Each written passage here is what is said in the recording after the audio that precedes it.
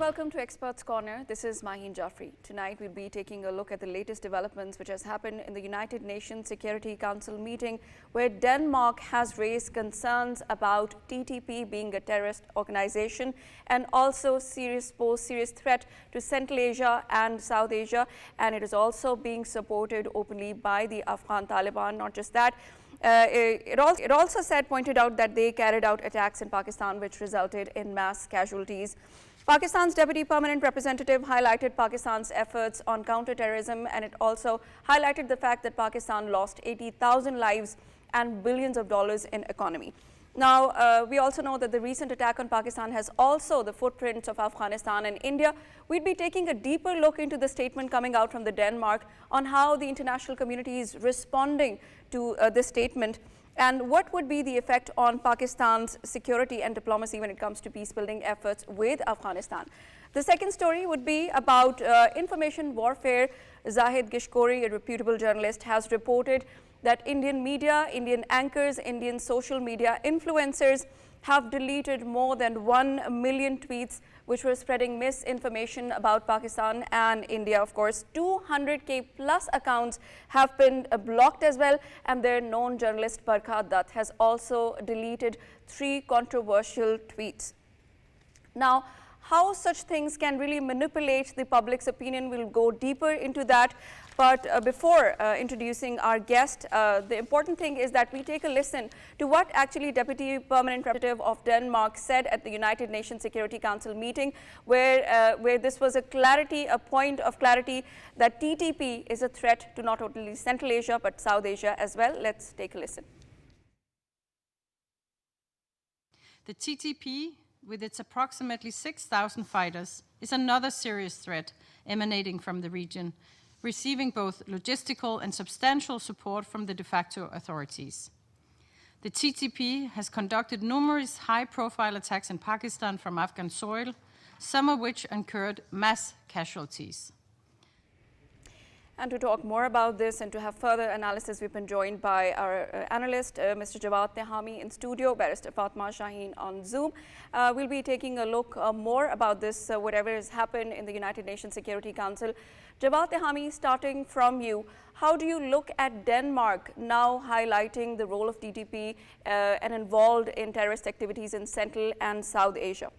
Well, Maheen, thank you very much. And this is an important that actually needs to be talked about in detail. There are so many aspects to this particular issue. There has been a pressing issue as far as Pakistan's legitimate concerns are concerned. When we talk about the international community, Denmark at this particular point in time holds a very important portfolio. The chair of that Sanctions Analytical and Sanctions Monitoring Committee of the United Nations Security Council.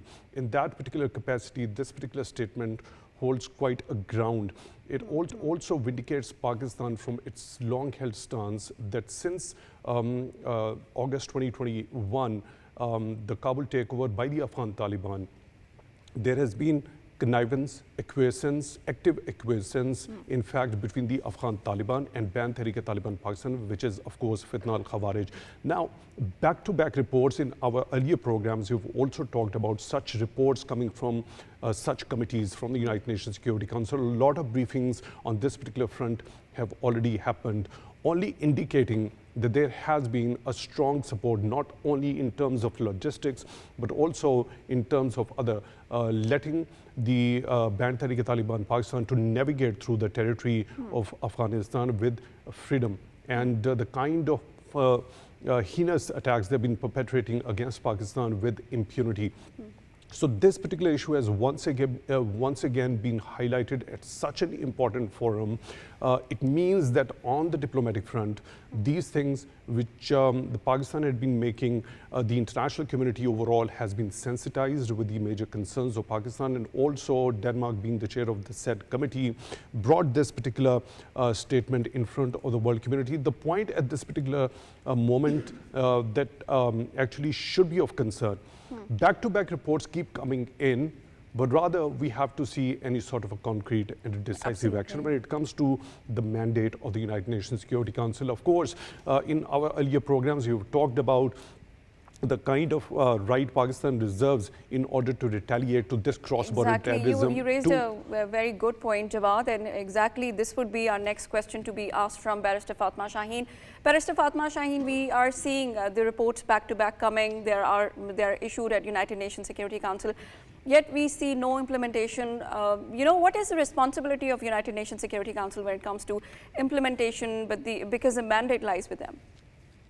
Okay, so before that, I think it's very important, Maheen, to talk about a few more things. I think it is very important to set the ground here. This statement in itself, of course, validates Pakistan's stance, but what is also very important to note is that United Nations Security Council, in its own capacity, not being propagated by any country, has also put forward various reports where they have very, categorically acknowledged the fact that more than 24 terrorist groups operate in Afghanistan, and it is high time that Afghanistan takes responsibility for controlling them and for curbing, terrorism there onwards. And in this regard, we've also seen the General Assembly of the United Nations put forward this resolution where it very clearly says that Afghanistan failing to take in such responsibility is definitely working towards, hindering and, creating that element of turbulence in the entire region. And that just doesn't include South Asia, it also includes Central Asian states. And recently we also saw a few days ago, our own, ambassador to the UN permanent representative, Asim Iftikhar Saab, raised such concerns where he very categorically said that, the fact that arms and ammunitions, they exist there, they are present there. Moreover, after, USA actually left Afghanistan, that in itself is also a very big threat because it actually gives them that access to those weaponry, which they in turn can smuggle into other areas. So I feel that this statement coming in from the Denmark representative, whereas of course it is very welcoming, it is validating Pakistan's stance. What we cannot forget is that there have been a series of other things happening before that, and that too from the United Nations Security Council forum itself. Now, when you do talk about the implementation, addressing about that part, I think what is very important to talk about and understand and appreciate in this regard is that we've also seen in the past United Nations Security Council raising and putting forward, resolutions regarding the Kashmir issue. And then we also saw Pakistan earlier this year approached the United Nations Security Council Committee with regards to the entire unilateral, putting the IWT, that is the Indus Water Treaty, into abeyance by India. So whereas we do see that, yes, of course, United Nations Security Council, the UN, so to say, is that authority, and it is approached in cases like these where there are obligations under international laws. Unfortunately, so all that they can do is exert that international pressure. All that they can do is put that legal order into place. It all goes back to, I think, multilateral cooperation. It all goes back to politically also complying with all these things. And I think on a different note, we've also seen the top court of United Nations, the ICJ, even for that matter, issue arrest warrants against the Israeli prime ministers. But the very fact that they can't actually be put into place is a question of political defiance. So when we do talk about international laws, what is very important to talk about in this regard is that a lot goes back to country cooperation. And one more thing, Maheen, I think what is very important to talk about in this regard is also the fact that I'm not very sure whether the audience know this or not, but sanctions in ways more than one have also been imposed by different countries, by the US, by the UK, even by the EU countries. I remember when it comes to actually holding, the Afghan Taliban regime responsible. But then again, you see, you have to make a very, I think, holistic and a very qualitative kind of an analysis on this very issue, which would then demand that imposing all these sanctions, invoking all these international laws, what kind of a practical impact does this actually have? So I think these are perhaps the questions that we need to talk about more. Right. Also, we are joined by Mr. Hassan Khan, analyst. Thank you so much for joining in, sir. Thank you. So this very important statement coming at a very important forum, United Nations Security Council, that too from Denmark, the chair of United Nations Security Council's 1267 committee. How do you look at it, and how does it validate Pakistan's stance on TTP being a terror organization and a threat to Central and South Asian region? Thank you very much. I think, as you said, that on one side, if the statement is very much important and the forum where the statement has been given is very much important, I see the timing is very much important. Pakistan and Afghanistan, Afghan Talibans were engaged in dialogue under the supervision of Qatar and Turkey. And there, the point, the Pakistan's position was quite clear, and this is what mentioned by the Danish ambassador at UN Security Council. Pakistan is time and again, I think since for the last number of years, Pakistan is telling the Afghan Taliban that to take control of these terror networks which are using the Afghan soil against Pakistan.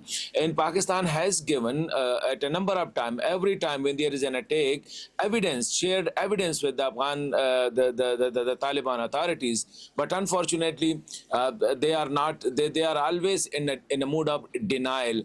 But this report, which is submitted by the Al-Qaeda and ISIL Sanction Committee, and Denmark is the chair of that committee at the moment, the UN Security Council. So I think it carries a lot of weight, and definitely, especially the interlocutors or the mediators, the Turkey and Qatar, they will also, I think, understand further. Their understanding will be further widened that Pakistan position it is not only Pakistan which is saying it, the international community agree with what Pakistan is saying. And previously there were also UN Security Council 2 consecutive reports pointing out that Afghan soil is used by various terror networks, and they particularly mentioned the TTP, BLA, Hafiz Gul Bahadur groups. So I think the world is very much aware of it. The regional countries are aware of it. Pakistan is time and again sensitizing the Kabul administrations on this issue, but it is quite unfortunate that instead of accepting this fact, Talibans are in a denial mood, and they are, for one reason or the other reason, publicly they are not admitting that TTP is using the Afghan soil for attacks against Pakistan. Hassan Khan, this makes a very strong case for Pakistan. Now there's a validation on the international forum, and of course this goes in favor of Pakistan. But now, do you see, if the mediators, bring more efforts, do you see Afghanistan changing its policy when it comes to TTP? Because not only it's a strong case for the mediators, it's also now for the world to see what's happening. Look, I think Pakistan need to understand one thing, and that is the behavior of the militia, which is currently ruling Afghanistan. That militia, I think, look at their policy toward their own people. Strange enough, they have banned the millions of girls and women from going to schools and from seeking skills, etc. And they have been barred from going out of their home. So that is their policy toward their own people. But the fact is, Pakistan has drawn red lines. And that red line is whenever there is an attack on Pakistan and Pakistan is convinced that Afghan soil is being used or it is being orchestrated from across the border, so Pakistan will respond. And as far the talks are concerned, I think you might have heard the statement of two very important cabinet ministers of Pakistan. One was the defense minister, Khaja Asif, who has rightly said it, that we don't have any expectation from carrying out these talks further. And then day before yesterday, Pakistan's interior minister, Mohsin Naqvi, has informed the US acting ambassador that so far Pakistan is not expecting anything from these talks until and unless Taliban agree to Pakistan's positions or Pakistan demand to control the movements of TTP or not give a permissive environment to these terrorist networks on their side. So I think no doubt the Foreign Office has also stated it very clear that Pakistan position on talk is clear. Pakistan want to engage, but in a positive engagement. Pakistan want a verifiable and irreversible action from the Taliban administration against these terror networks which are using their soil against Pakistan. So as for the mediators are concerned, Iran has entered into this fora, and Iran is interested to negotiate between the two. Turkish president has also promised to send a senior delegation to Pakistan and Afghanistan. But I think Pakistan, this is my understanding of the situation, Pakistan has made it quite clear to these mediators that Pakistan position is not changeable. Pakistan is facing threats from across the border. We have enough evidence to share with anybody, and I think these UN validation it has further stamped Pakistan's position that Talibans are not only harboring these terror networks on the Afghan soil, they are backing them. They are providing them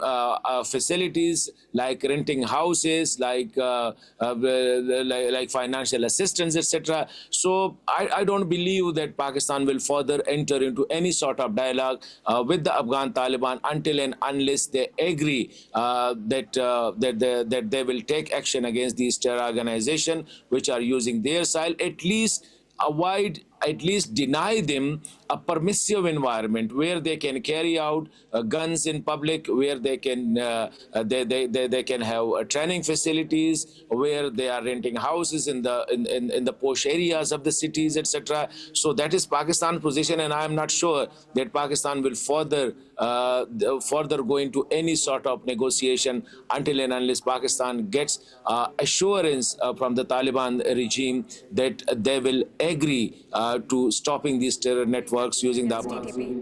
Absolutely. Hassan Khan, I'm really glad you mentioned about the militia, understanding the militia mindset and the psyche and their ruling Afghanistan. Now, lately, we know that Afghanistan is trying to cut ties with Pakistan economically, and though they are feeling the pinch and pain of economic trade routes from Pakistan because they are finding alternative routes. But don't you think that this militia or the TTP, the Afghan Taliban are now in favor of, favoring TTP more rather than their own people? How would you comment on that?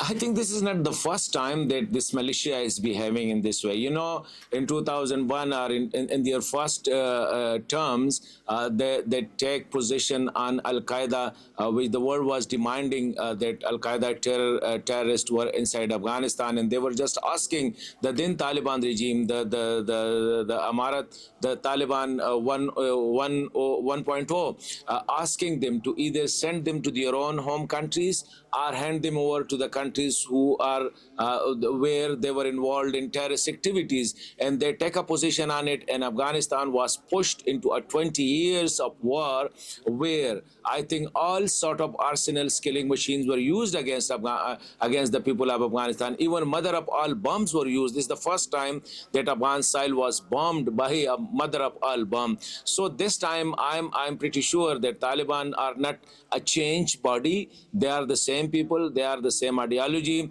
They are ready to sacrifice millions of Afghan people just for the sake of a terror network like as you mentioned, the TTP. So I think this is for the people of Afghanistan and the intelligentsia of Afghans to see, to read the writing on the wall that this junta, which is currently ruling Afghanistan, they have nothing, no concerns for the miseries of Afghan people, for the problems of Afghan people, for the international isolation of Afghanistan. They are just concerns for their own brother-in-arms, the way, because they are the same people, whether it is the TTA, whether it's the TTP, so they are more concerned for them. Look at their behavior toward Pakistan. Pakistan was a country, I think today, every Pakistani is saying, millions of Afghan have been given refuge and shelters and I think in a respectable life in Pakistan. Even these Talibans, they used Pakistan when they were fighting against the international forces across the border, but today they have forgotten all these the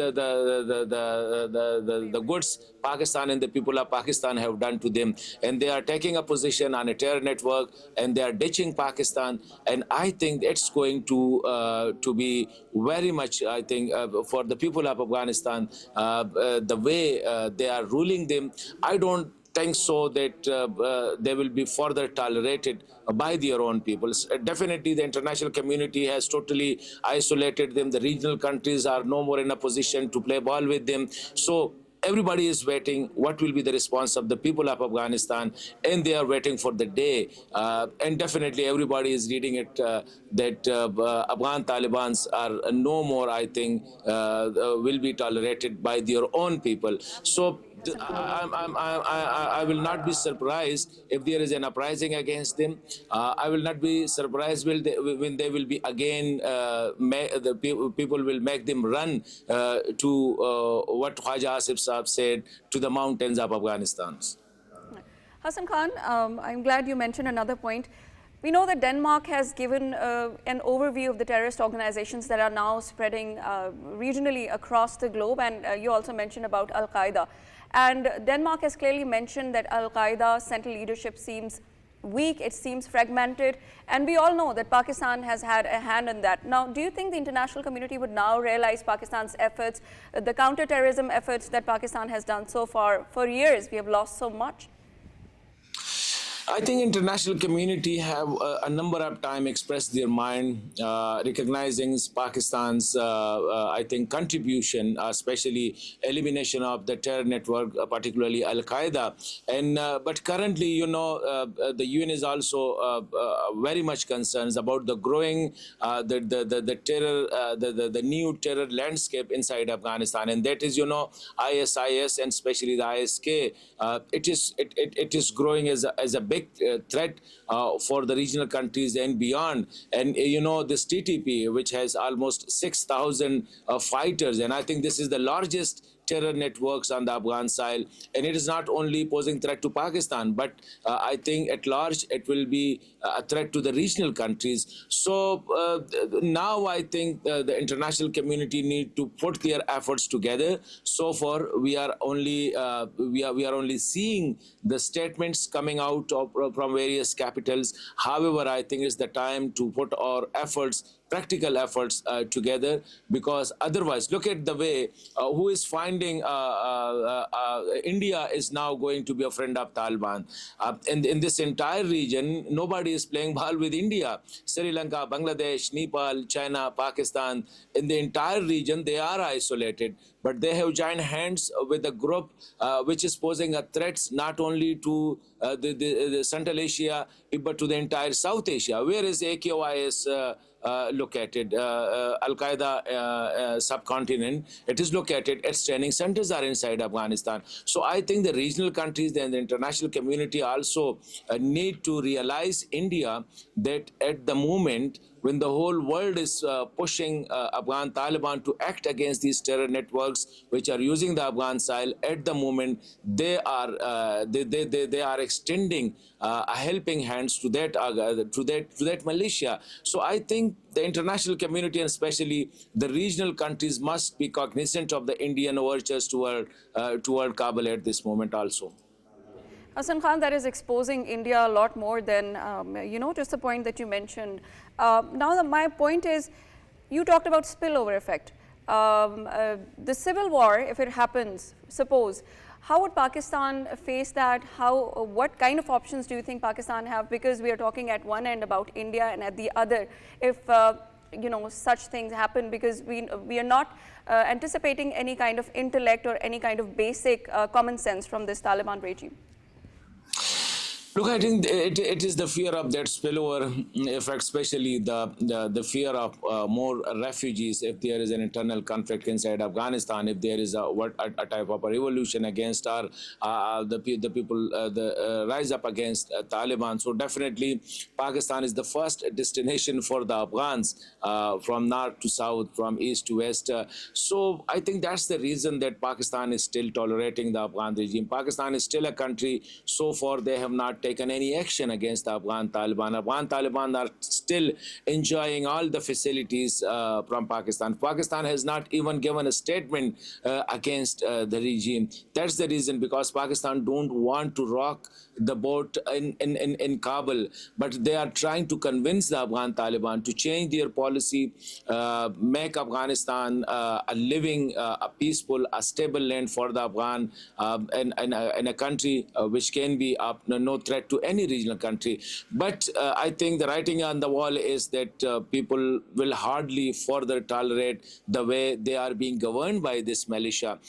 I think Pakistan need to focus on its own border, and properly manage it, because still I see there are a lot of loopholes on the Pak-Afghan border, and Pakistan need to make it further, I think, to strengthen it, to secure it. That will be the only option. And I think Pakistan need to engage the international community and the regional country to avoid the sudden collapse of the regime inside Afghanistan, because Afghanistan has a history of bloody change of regime. If you look at the past number of decades, every time for 23 time Afghan regime changed, and every time it changed with spilling a lot of blood. So I think Pakistan's and the regional country has to look at that situation also.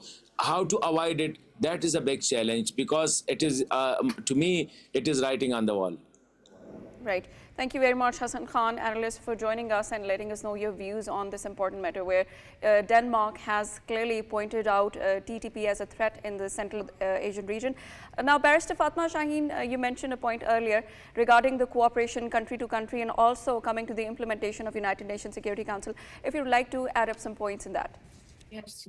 Thank you so much, Maheen, for that question. I think here what's very important to talk about is also the fact, I think I would want to just briefly touch upon the sanctions that various countries all over the world have actually imposed on Taliban regime, on Taliban entities. If US, if I was to start off with that, particularly has imposed sanctions with regards to US freezing about 9.5 billion of dollars of the Afghan Central Bank Reserve. And then we've also seen that UK has also made its own laws with regards to not only freezing assets of the Taliban leaders, but having said that, also, ensuring that the military and the trade restrictions are placed on listed people. Now, the reason why I say this is important, why it's important to talk about this, is the fact that when you ask me this question, that, implementation is something that we need to work upon. Sanctions like these, which various countries impose on Taliban actors, actually have that, a mandate, and they fulfill that responsibility of implementing, perhaps, seeing it actually puts into practice some kind of a punitive punishment on the Taliban leaders, that now we are perhaps not going to trade with you, now your assets are going to be frozen, now there's going to be no arms access to you, consequent to which perhaps you might be able to possibly coerce them into curbing terrorism. And in this regard, what is very pertinent to highlight, and I think something which deserves appreciation, is the fact that Australia in this regard only recently, I think a week ago, has proposed sanctions which will actually, kind of widen the scope of all these sanctions, including those Taliban leaders who actually commit human rights violations. For example, if any Taliban leader is... Barrister Fatima Shaheen, we're a little pressed for time. We are joined by now Mr. Zahid Gishkori. We'll be moving to our second segment. Before talking to him, he's a reputable journalist. He has reported Indian media anchors and influencers have deleted more than 1 million tweets. Mr. Zahid Gishkori, we're glad you're with us. How would you debunk this? Is it a part of a broader campaign again? Because clearly nobody is trusting Indian media. This is a very important point. You look, when Pakistan and India went into a full-scale war, the Indian media publicly now is researched everywhere in the world, globally. Even the Reuters and international reputed organization did research on that how the country largest media in India, particularly with a comparative study with Pakistani media, that how did they report fact to their public. It started when the Pahalgam attack started in India. It was attacked in around about the first or second week or the third week of April. And it's a mere time of 3 weeks that how Indian media bombarded fake news on social media. More than 100 million posts at least were posted by prominent anchor persons, social media influencers, and so on, the common public in India. The research I did as a journalist, this is very important, that how Pakistani media reported on this ongoing war. And secondly, how did the Indian media cover the war? So this was very important to tell the viewer that at least 1 million posts on social media, different platforms by Indian prominent anchors, influencers, and media houses, and so on, the common man even, who are using social media removed their post because they got the strikes. Their facts was not right, and they were just. I can give you one or two examples that India most known journalists like Bakadat, she removed her three tweets. Where did she say that India is now captivated Pakistani pilots, number one. Secondly, India attacked on Karachi port. And the different other story that are now even so many journalists in India apologize to their viewers, even to Pakistanis as well, that the global audience, that the stories and the facts they presented before the audience, viewers, they were not based on the facts. Unfortunately, to restore their trust among masses as a mainstream media, they apologize, but mostly now deleted their tweets. It means that independent observers said that Pakistani media played a vital role and produced stories mostly by and large based on facts. They did not give it to public domain any by and large wrong information, as Indian media bombarded fake stories and even their facts and their dons and the prominent journalists on the screen were dancing. They said that Pakistan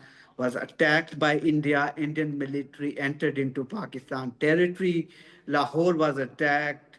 And even their facts were not correct. They used artificial intelligence to create videos and audios and so many things were doctored just to confuse and grab more and more viewership. So this is very unfortunately the research based on what exactly going on the screen and what internationally journalists were saying about this narrative driven by Indian media.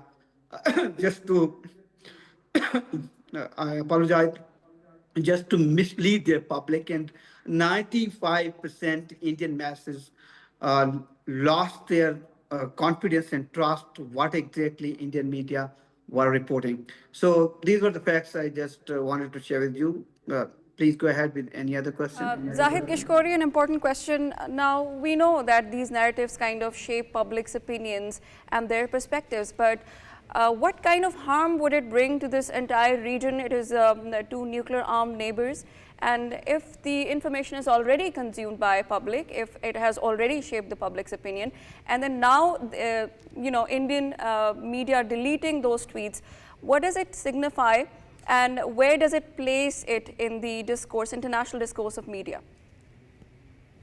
The one most important during the war, we covered as a journalist, and we sensed that the international institutions expressed their concern about Indian narratives and the bombardment of fake stories about, because both countries, are fully equipped with nuclear assets. And even one of the prime media house of India released this story. This is absolutely unethical that they said that some sort of Indian attack on Pakistan nuclear asset in Sargodha. So this also alerted the whole world, even the American authorities, international atomic energy agencies.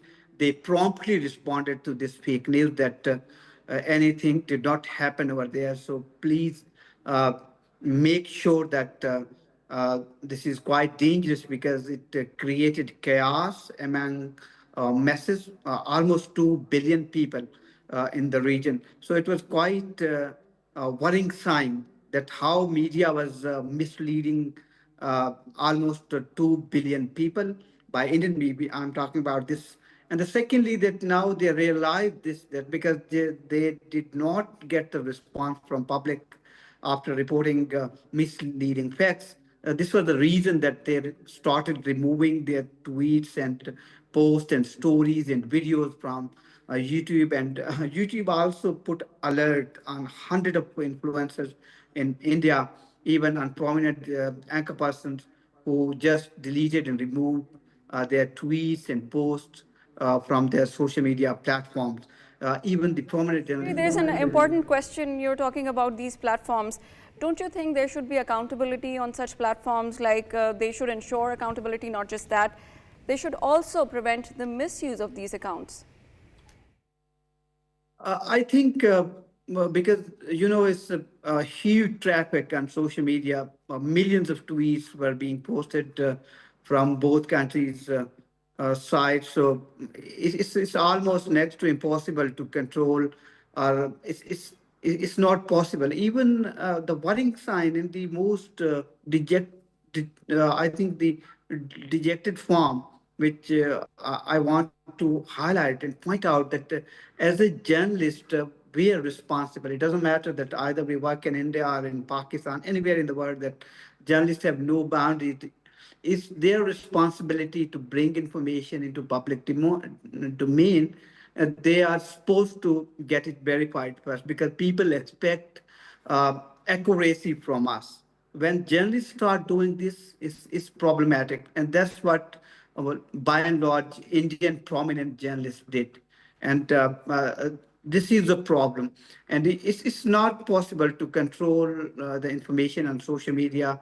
And it's also not the general masses' responsibility to verify the facts and then post whatever they want. Gishkori, since there's a lot of traffic, you said it is not possible, but how can, it's a last quick question, how can Pakistan, counter the absurd claims made by India, especially in a hostile environment? I think by and large, Pakistani media played a very important role, and they showed the responsibility.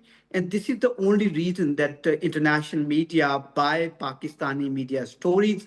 They show their trust in Pakistani media, what they were reporting. They carried out our story. And this is the reason that when CNN broke the story about that, how did Indian government approach United States and the President Trump particularly to get the ceasefire done from Pakistan. So it means that they showed their trust in Pakistan media, what exactly they were reporting the war between India and Pakistan. So at least in Pakistan, it was established that it showed a responsible behavior by private and public media as compared to India. India media just showed that how wild they are in making their claims. They are just making victory signs, and this is it's very unfortunate that what exactly they did. And now they realize this that they should restore their trust. They deleted posts, stories, and their online marathon transmissions, and they are not available on social media platforms, including YouTube and on their websites. So I think it's a victory. Right. Thank you very much, Mr. Zahid Gishkori, a journalist, for joining us. And also, you reported these facts, which were very important. Now, coming to you, Jawad Tehami, how would you comment on the Indian media propaganda happening right now?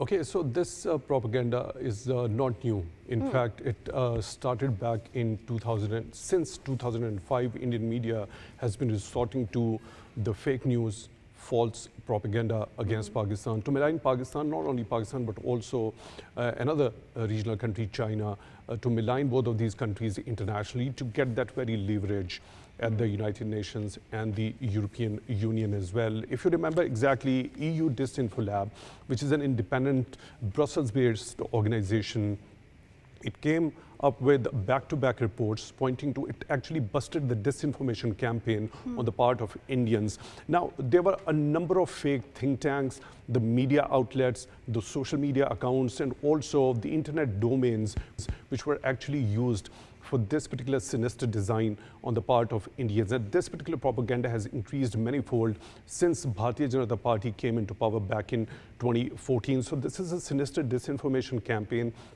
that has been used by India to malign Pakistan.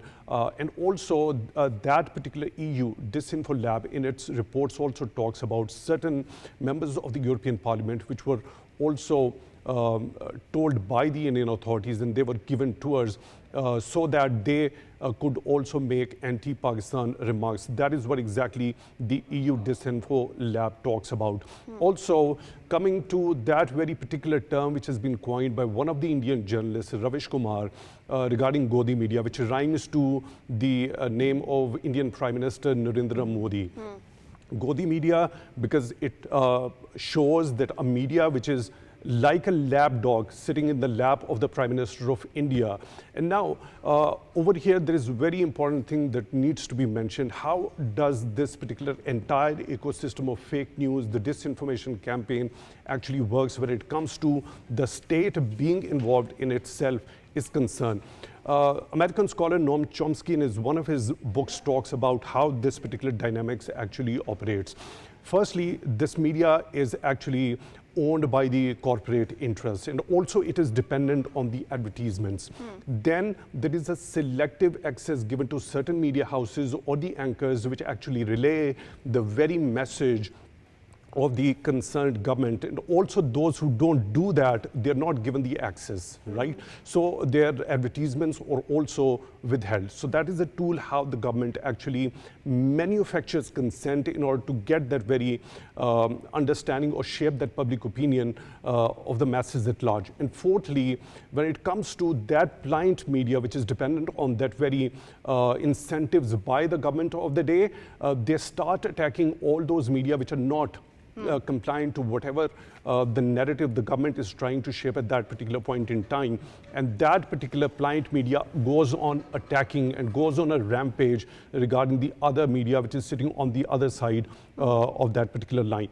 The last thing which is very important to mention over here, the bogeyman distractions, in order to divert the attention of the general masses, and there are certain other things which are brought in. For example, when there's a finger pointing towards Pakistan, that Pakistan is involved in whatever is happening within India, without any concrete evidence, without any solid evidence, that is a trick on the part of the Bharatiya Janata Party and Indian authorities to divert the attention of whatever their failures are, or whatever their policies when it comes to exporting their terrorism to the other parts of the world is concerned. Yes, right.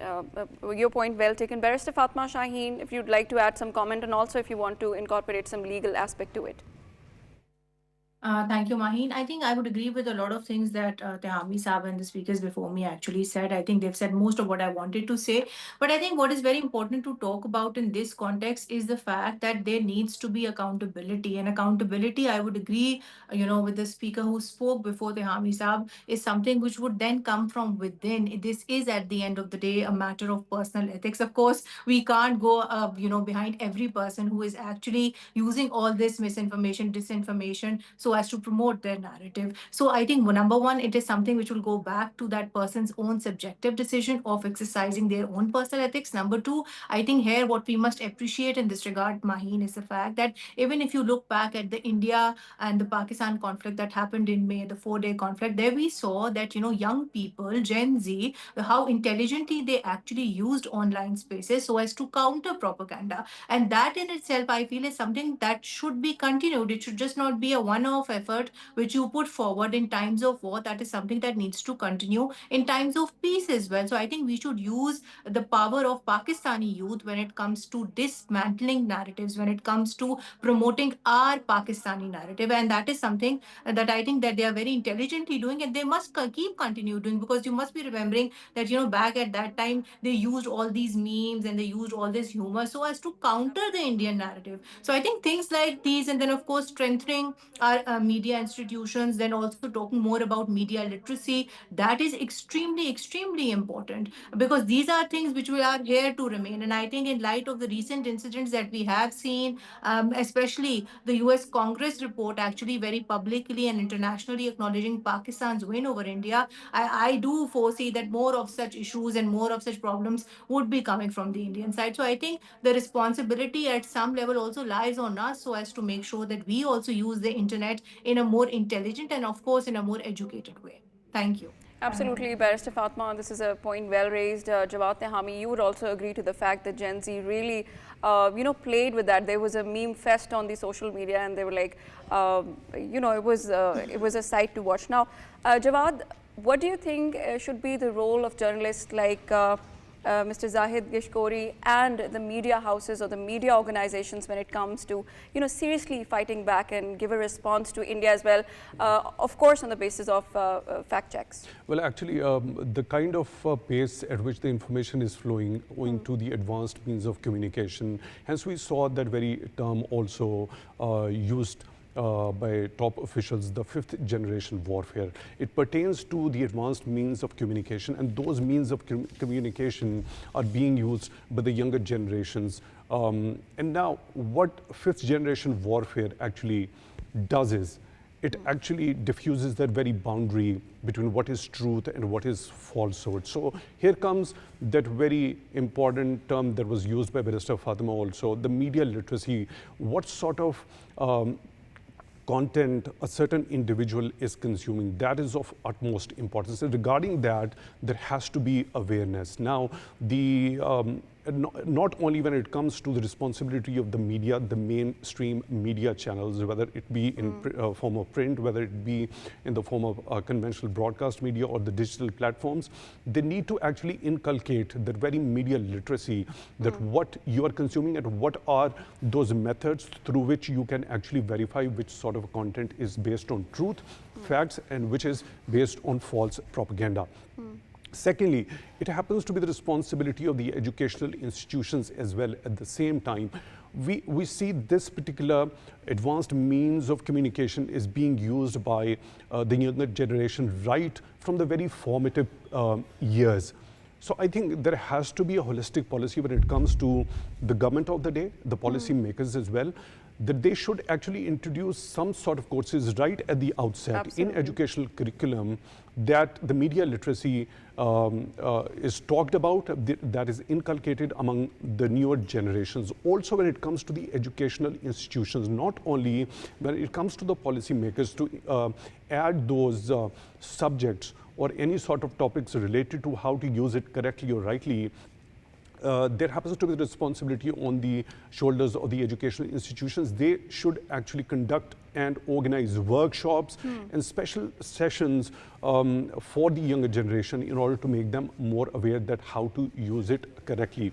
Secondly, when it comes to the responsibility of the international organization, very respectfully, when we talk about that whether it is doable or not, holding such organizations which are continuously involved in propaganda, the fake news, the disinformation campaign. If there is so much flow of information, it can be addressed through algorithms as well. So there are certain keywords, there are certain key sentences, which could be also given as an input to the algorithms, which can actually take a note of it and also alert the concerned organization or its administration that it requires their attention, it requires to be dealt with. So the flow of information, yes, it remains to be a challenge, but at the same time, there could be corrective measures as far as the international digital media platforms are also concerned. And also regarding very shortly, very quickly, the kind of efforts such journalists as Mr. Zahid Gishkori has put in, that actually requires a huge applause. Absolutely. I mean, all of the journalists, wherever they are, whether they are in India, whether they are in Pakistan, they should actually follow the objectivity and shouldn't follow any sort of a biased approach at all in order to have that objective journalism done. Absolutely. Thank you so much, Jawad Tehami, Barrister Fatima Shaheen, and just the points that you mentioned, Jawad Tehami, actually the essence of the right kind of journalism, in fact, the spirit of journalism as well. And as we talk about the Indian propaganda, it's not new, it's not happening for the first time, but now we need to have policies. It's not just the duty of the journalists or the media houses to counter these attacks coming from India, but it is the responsibility of each one of us to be aware, to be, media literate. So that's all for tonight's show. This is Maheen Jafri signing off. Stay tuned.